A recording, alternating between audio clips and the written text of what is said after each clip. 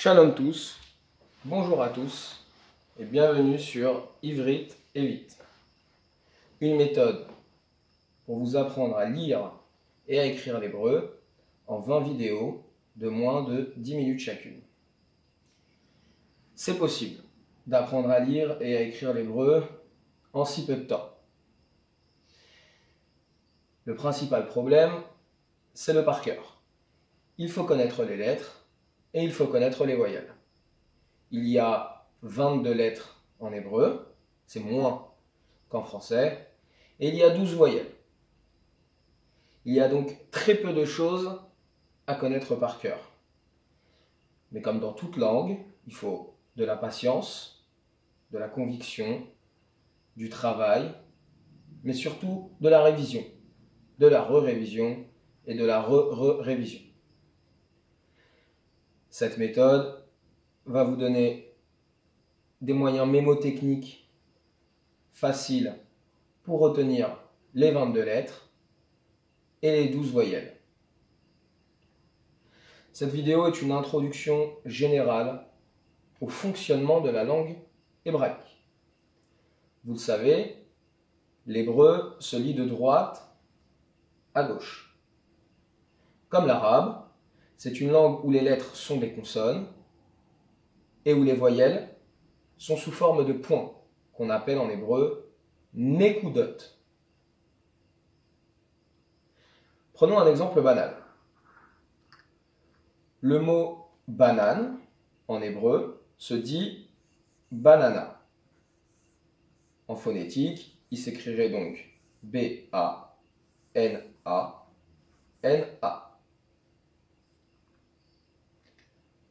Je ne vous apprends rien lorsque je vous dis que le son B, qui est une consonne, accompagné de la voyelle A qui forme le son A, AE2 produisent le son BA. C'est la même chose avec le N et avec le A qui forment le son NA et qui est répété 2 fois. Très bien. En hébreu, ces voyelles se situent en dessous ou autour des lettres.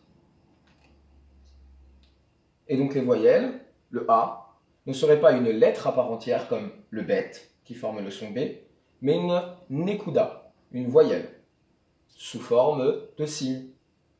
Et donc, si l'on voulait que le français s'écrive comme l'hébreu, eh bien, nous écrirons les consonnes B, N, N, et les voyelles se situeraient en dessous,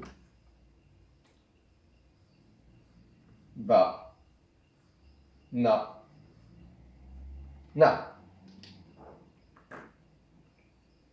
C'est aussi simple que ça. La seule difficulté, encore une fois, est de connaître par cœur les 22 lettres de l'hébreu et les 12 voyelles. Et donc, pour écrire en hébreu cette fois-ci le mot banana, on aurait le bet, le noun, un second noun et un ré qui sert de voyelle muette finale, comme on en retrouve parfois en français. Et donc là, nous avons les consonnes, le be, le ne et une lettre muette, le hé. Pour former les voyelles et produire des sons, il faut rajouter les signes. Qui sont les voyelles? Qu'on appelle encore une fois nekudot. Et donc, pour former le son A, il faudra rajouter la voyelle A. Disons une autre voyelle pour former le son A. Et encore une autre voyelle pour former le son A. Et donc, le B sous forme de bête et le kamatz qui produit le son A, AE2, forment le son Ba. C'est pareil pour le noun, avec sa voyelle qui sert de A, pour former le son Na, qu'on répète une deuxième fois, avec une voyelle avec une lettre, qui est muette. Une fois que l'on maîtrise le fonctionnement général de l'hébreu, on est déjà rassuré. Il suffit de connaître les 22 lettres de l'hébreu et les 12 voyelles de l'hébreu. Les prochaines vidéos serviront à vous présenter les voyelles dans une deuxième vidéo, les lettres majuscules dans une troisième, les lettres minuscules dans une cinquième, et ensuite les vidéos de la 6 à la 19e serviront à chaque fois à vous présenter quelques lettres, à vous expliquer leur son.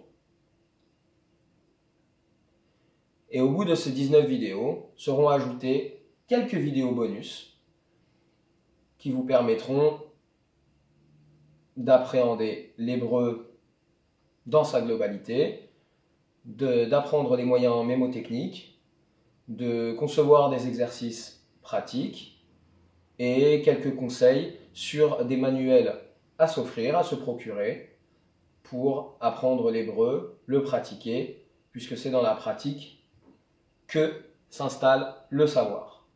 Mais si vous avez compris déjà ce fonctionnement, vous avez déjà fait en vérité la moitié du travail. Et vous seriez étonné de savoir tout ce que le cerveau humain peut retenir en très peu de temps si vous faites un minimum d'efforts.